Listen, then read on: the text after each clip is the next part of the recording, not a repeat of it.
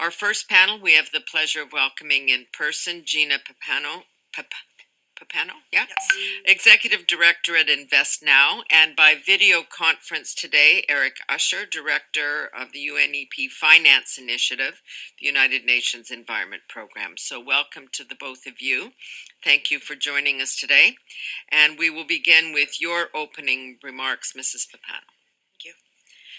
Good morning. I thank you for the invitation to be a witness at this committee hearing. I am here today to discuss Bill S-243, the Climate Aligned Finance Act.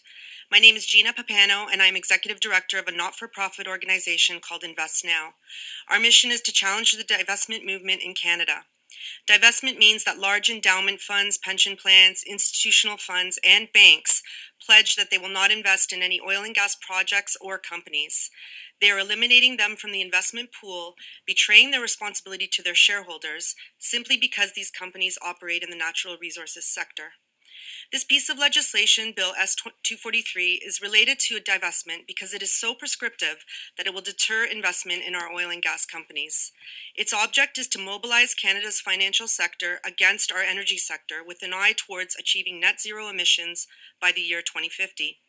This plan does not bode well for a country whose most productive sector, by leaps and bounds, as per a just-released study by Philip Cross and Jack Mintz, is oil and gas. Cross and Mintz argue that resources are still Canada's golden goose. They drive exports, productivity, incomes, and government revenue. This bill, in contrast, would undermine not just the free market and the energy sector, but the Canadian economy itself. When I worked at the Toronto Stock Exchange and TSX Venture Exchange, the role of the Business Development Group was to go around the world to pitch companies to list on our exchanges, and our main selling feature was access to capital, especially for the resources sectors and for junior exploration companies in these resource sectors. But nowadays we see companies like Shell, which is Britain's most valuable company and the London Stock Exchange's biggest listing, considering leaving the LSE in favor of the New York Stock Exchange. Why? Because the oil giant feels that the UK is an increasingly hostile investment environment. Access to capital is key to a flourishing resource sector, and if companies can't get that access at home, they will go where they can get it. What is happening with Shell and the LSE should be a warning to a country like Canada, which through net zero pledges and pursuits, emissions or rather production caps, and other anti-resource sector policies are making the country a hostile place for oil and gas companies and investors. That is precisely the outcome Bill S-243 intends to bring about, and to do that it claims an extremely broad remit. For example, among other things, this bill interferes with who can and who cannot serve on the boards of reporting entities, including federal financial institutions and CBCA-regulated corporations.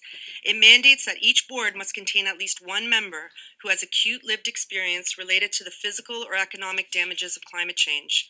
It further stipulates that no person may be appointed to the board of a reporting entity if that person controls any capital, shares, stock, or has any ownership or legal interest in an organization that does not meet the description of an entity in alignment with climate commitments.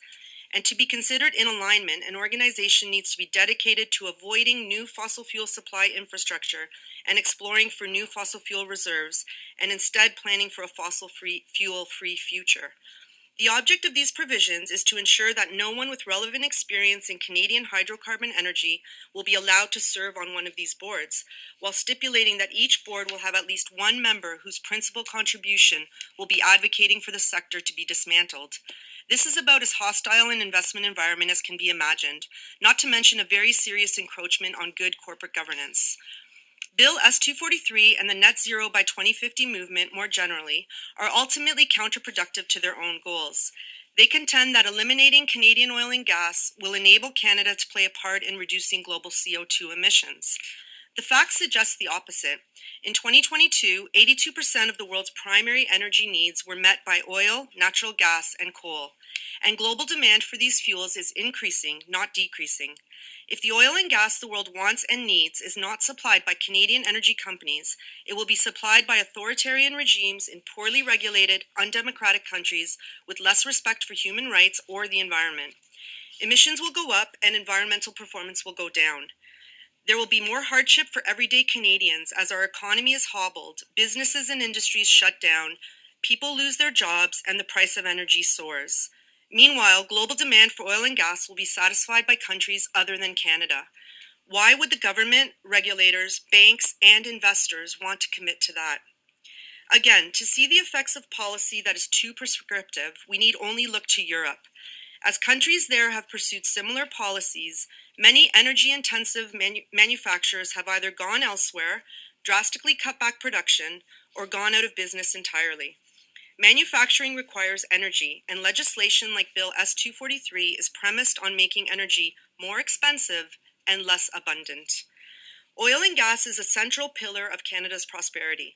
Investment in oil and gas is essential for the healthy functioning of our economy, for jobs, for innovation, for government revenues, and in fact, for global emissions reductions. Bill S-243 is a prescriptive, overreaching bill that, in aiming to suppress one of Canada's most productive industries, will do irrevocable damage to Canada instead. Thank you. Very much for your